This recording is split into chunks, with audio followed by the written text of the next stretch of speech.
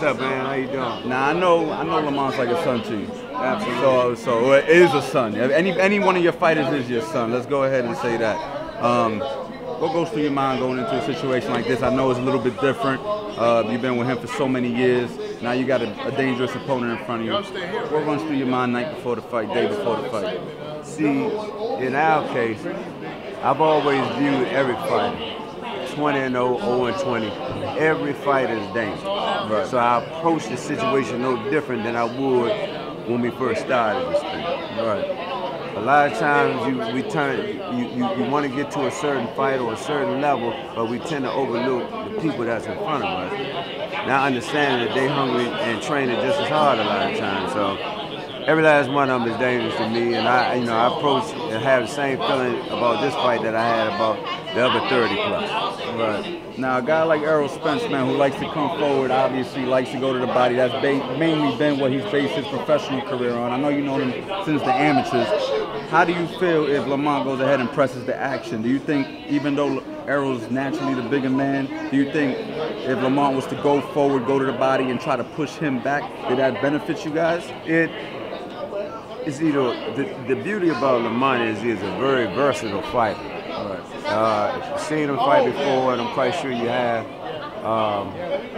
Man can fight inside, outside. He can box, he can bang, and if it comes right down to a war, a dog fight, he can do that too. So that's a beautiful thing. Will of steel.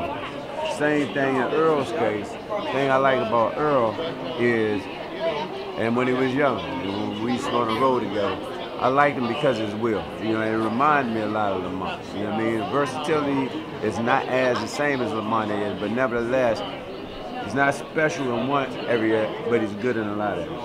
Right. That's true. Now you got Robert Easter fighting Easter-Fortuna. How do you feel about Easter-Fortuna not making weight, man? I mean, that's wild, right? You know, Rob seemed to be the bigger guy up there, and Javier didn't make the weight, you know. But I don't know, you know, what that was all about, you know. But nevertheless, Javier's a good fighter also, strong kid. Robert, that's our guy, so of course I'm gonna be a little bit biased. But nevertheless, I think it should make for a good fight. But I'm definitely going with Easter Bunny. And how about these upcoming heavyweight fights, man? You got Anthony Joshua fighting Parker. You got Deontay Wilder. Looks like he's going to be fighting Luis Ortiz, man. I don't know how much you follow the heavyweight division, but it's been a while. But I do know about at least 3 of the fighters that you named. Joshua, I liked him. In fact, if I'm not mistaken, don't quote me on this, but I remember Jesse Hart, Errol Spence was on this particular team. We fought against Great Britain.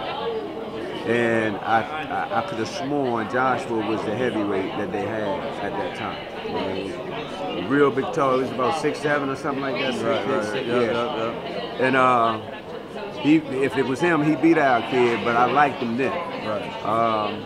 Then he got real good skill, real good boxing skill, and you know, to dethrone the king, you know, in the manner in which he did, you know, I thought that was special. Of course, I'm a USA boy, born and raised. So if him and Deontay do their thing together, of course I'm gonna ride with Deontay. What he may lack in skill, in the skill set, he make up a lot with that bomb of his, man. So I think that'd be a good fight. And last question, man. You know me, you know I'm a coach. I do the media stuff, but I'm a boxing coach. For all young coaches like myself that are coming up in the business, a guy like you who's been doing this a long time, what advice do you have to us? Take your time, man. Learn the craft. You know, don't try to cheat your way through this game. Take your time and learn the game. You know what I mean? You got a lot. Coaches and trainers come a dime a dozen, but there's very few teachers left. You know what I mean? I was fortunate enough when I came through years ago, you know, to meet people like Adrian Davis from Washington, D.C. They used to train Sean B. Nixon, Lennox Lewis, and a few others. Mr. Dave Jacobs, who was one of Ray Leonard's trainers years ago. Emmanuel Stewart, which was my guy. And he got advice from these guys, and you know, and I didn't try to know more than them. Right. You know, I took my time and I listened to what they had to say. You know what I mean? And took a little bit from scenario one. You know what I mean? And then when we came through, myself, Mike Stafford, Virgil Hunter, Kenny Porter,